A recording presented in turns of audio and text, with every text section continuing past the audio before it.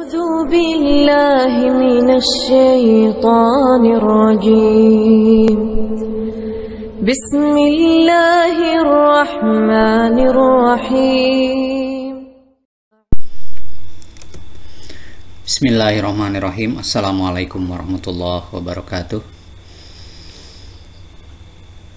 Pada kesempatan kali ini kita akan membahas kaidah fikih yang ketiga ya, dari Qawaidul Fiqhiyah yang 40 ini. Setelah yang pertama dan yang kedua kita bahas, sekarang kita akan bahas kaidah fikih yang ketiga, yaitu ma yushtaratu lahu ta'arudu lahu jumlatan wa la yushtaratu ta'yinu tafsilan idza ayyanahu wa akhta'a dharra. Sesuatu ya yang disyaratkan lahu ta'arudu lahu jumlatan, untuk menjelaskan secara jumlah, secara global. Tapi wala yusyaratu ta'yinu tafsilan, tidak disyaratkan, tidak diharuskan menjelaskan secara rinci, secara detail. Idza ayyanahu, ketika menentukan, menjelaskan ya, ketika menentukan, wa akhta'a, dan salah dalam menentukan tersebut, dharra, maka membahayakan. Maksud membahayakan itu adalah batola, yang membatalkan. Jadi sesuatu yang mengharuskan penjelasan secara global, tapi tidak disyaratkan menjelaskan perkara tersebut secara detail, secara rinci, maka kesalahan dalam menjelaskan secara detail itu membahayakan atau membatalkan. Apa contohnya? Minha ya, pertama contohnya adalah nawa, seseorang berniat al-iktida'a, untuk bermakmum bi Zaidin, kepada Zaid, pabana, lalu terbukti ya imam tersebut ya amron, adalah amr. Jadi seseorang niat dalam sholatnya, saya niat sholat zuhur bermakmum, saya niat sholat pada zuhur ya bermakmum kepada Zaid. Ternyata imamnya adalah amr, lam yasiha, maka tidak sah iktidauhu ya bermakmumnya orang tersebut. Li'annahu, karena sungguhnya yanfi, nafi, yaitu tidak ada al-iktidau, bermakmum bi amrin kepada amr, biniatil iktidai, dengan tidak jadi ya bermakmum kepada amr, biniatil iktidai, dengan niat bermakmum bi Zaidin kepada Zaid. Pakana, maka terbukti muktadian, dia itu bermakmum bi amrin kepada amr bila niati, tanpa niat. Berarti dia itu niat bermakmum kepada amrnya tanpa niat, karena niat bermakmumnya dia bukan kepada amr tapi kepada Zaid. Jadi seseorang ya niat bermakmum kepada Zaid, kemudian ternyata imamnya amr, maka dia itu sesungguhnya tidak berniat bermakmum kepada amr, niatnya bermakmum kepada Zaid, maka berjamaahnya tidak sah. Wafil jamaati, sedangkan dalam berjamaah itu la yushtaratu, tidak ditentukan ta'yinul imam, mensyaratkan imam gitu kan. Tidak apakah kita harus kenal sama imamnya, harus tahu imamnya? Tidak. Wa inna ma yushtaratu, tetapi sesungguhnya disyaratkan pihak dalam sholat itu niatul jamaati, hanya disyaratkan niat berjamaah saja, lagu iru, tidak selain itu. Jadi tidak disyaratkan dalam berjamaah itu untuk menyebutkan dan mengetahui suara siapa imamnya, hanya disyaratkan itu niat berjamaah saja gitu. Jadi dalam kaidah ini contohnya adalah seseorang berniat bermakmum kepada Zaid padahal imamnya adalah amr, maka berjamaahnya tidak sah. Karena dengan niat bermakmum kepada Zaid berarti dia bermakmum kepada amr tanpa niat. Sedangkan dalam sholat berjamaah tidak disyaratkan menyebutkan nama imam, yang disyaratkan hanyalah niat bermakmum, niat berjamaah saja.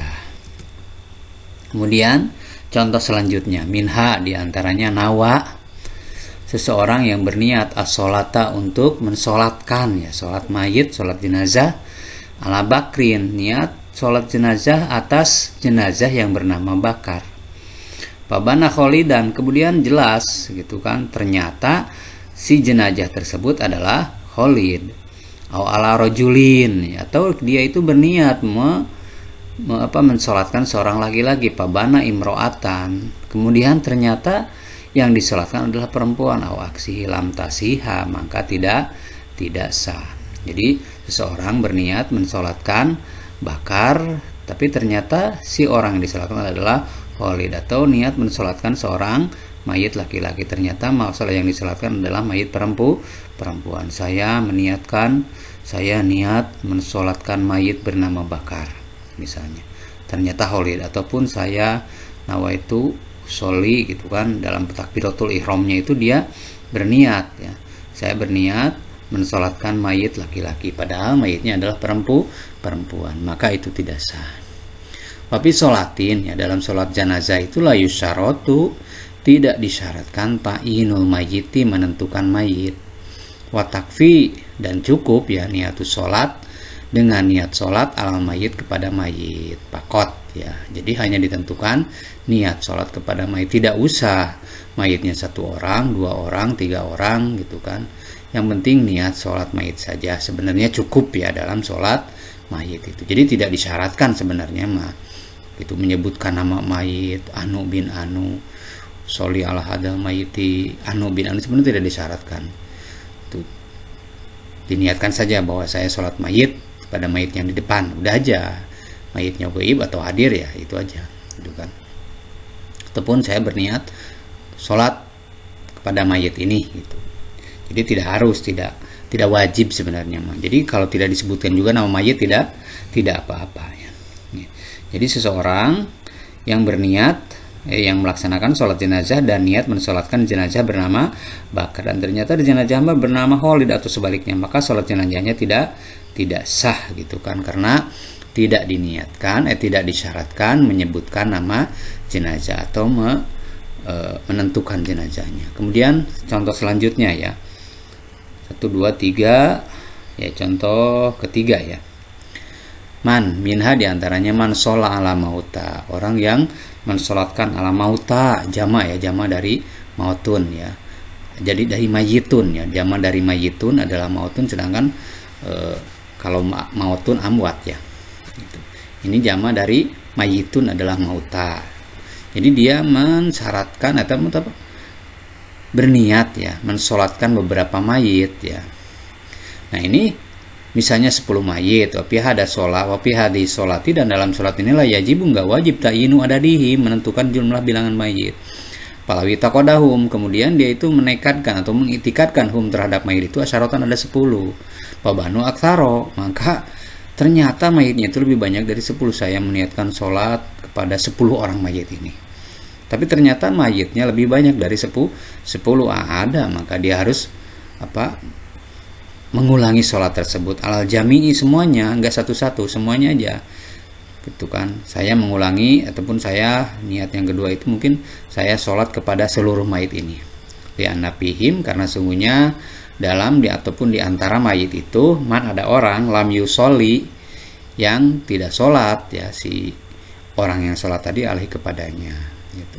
Jadi dia niat mensolatkan 10 orang jenazah, tapi ternyata jenazahnya 12, maka pasti ada 2 orang yang tidak disolatkan, wahwa ghairu muayyanan, dan tidak ditentukan siapa yang tidak disolatkan itu, maka diulangi saja, saya niat solat kepada semua jenazah yang ada di depan misalnya gitu.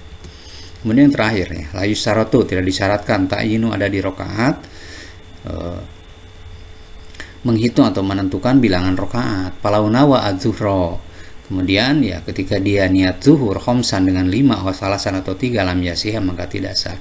Jadi sebenarnya tidak disyaratkan ya arba rokaatin, rokaataini salasa rokaatin, itu kata-kata seperti itu tidak disyaratkan ya dalam niat itu. Ketika kita takbiratul ihram kemudian misalnya saya niat salat zuhur 4 rakaat ya, sebenarnya kata 4 rakaatnya tidak disyaratkan, cuman kan dalam salat fardu itu kan hanya 3, 1 niat ya, yaitu qasdul pilih, 2 ta'yin, menentukan sholat zuhur, asar atau maghrib ya. Yang ketiga fardiyah, menentukan bahwa sholat itu sholat fardu. Sedangkan ini tidak disyaratkan ya, tidak disyaratkan menyebutkan bilangan rokaat.